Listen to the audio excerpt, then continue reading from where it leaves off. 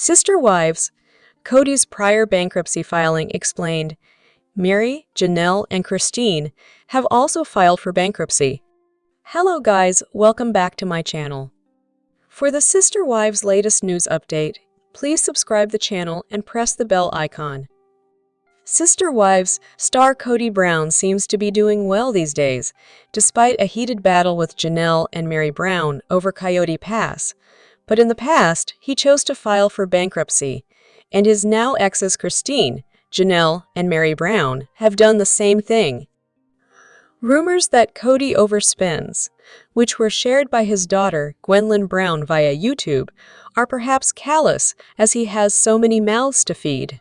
I have one child, and Kody has 17 children. Garrison Brown sadly passed away. As I try to do my best to provide for my small family, I feel compassion for Kody, who had to do so much more. The financial pressures probably seemed crushing at times. Every parent worries about putting food on the table and providing shelter, clothes, and more in the Brown family. That pressure is multiplied. Someone had to give the kids necessities, whether there was enough cash for them or not. The answer is using credit cards and lines of credit. It's not always about indulgence. It's about giving children some kind of quality of life. However, that strategy can be a slippery slope. Parents can find themselves in debt. Such problems can create a lot of tension money. Problems are depressing. When Kody and his then-wives filed for bankruptcy, maybe they felt ashamed. There is so much stigma, but really, they were up against it. Perhaps they shouldn't be judged for that. Janelle's had hard times, and it seems like the money problems that she talked about last season on Sister Wives were an ongoing issue in her life, as she filed for bankruptcy in 1997. Starcasm accessed copies of documents related to the Brown family's bankruptcy filings, putting them on the internet. In Janelle's paperwork, her monthly income was low, barely exceeding her frugal monthly expenses. She did have assets, but two of them, part ownership of vacant lots, wouldn't give her access to cash until they were sold. She also owned a car with a rather low blue book value. Overall, her financial picture was grim. That's sad, as Janelle is a hard-working person, but not everyone is lucky enough to be wealthy in life. In America, where affluence is celebrated, people may feel very bad about themselves when they don't have a lot. But being poor isn't a crime. Janelle filed for bankruptcy, doing what she had to do at that time. The woman who went out to work to provide for her family says she left her spiritual union with Kody with almost nothing. When Janelle filed for bankruptcy back in 1997, she owed over $20,000. When Kody and Meri filed for bankruptcy in 2005, it was a joint filing. Kody's monthly income at that point was a little under $4,000 per month, while Meri brought in almost $900 per month.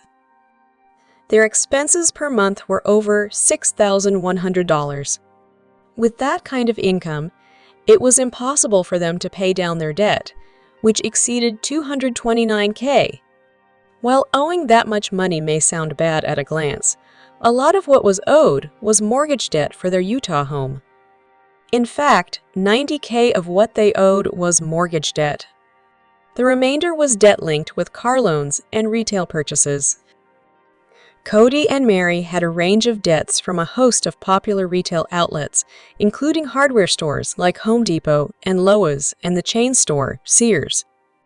It's not like Kody was charging David Yurman jewelry, which he was spotted wearing later. These charges appeared to be linked with just maintaining a family. Yes, it's easy to judge, and people will, but imagine what it's like to have all those people to look after. If there isn't enough money, what does a person do? They have to do something. Possibly, more of Kody's wives could have worked day jobs, but then there were the children. They needed to be taken care of during the day. In some cases, the amount of money that daycare costs is a lot, really cutting into a person's paycheck. It may seem smarter to stay home with the kids. Judging the Browns is pointless. They clearly didn't have a lot. Their debts became too large, and they did what many people have done. They filed for bankruptcy. Hopefully, their financial lives are better now. Christine also had financial problems and decided to file for bankruptcy in March 2010. She earned over $2,100 a month, but her monthly expenses were hundreds of dollars higher. Her assets were scant at just over $1,500. At that point, she had charged a lot on her credit cards, over $22K. As seen in the clip above, Christine has found happiness and prosperity, marrying a nice man, David Woolley, with whom she owns a property in Moab, Utah, which they rent out via Airbnb.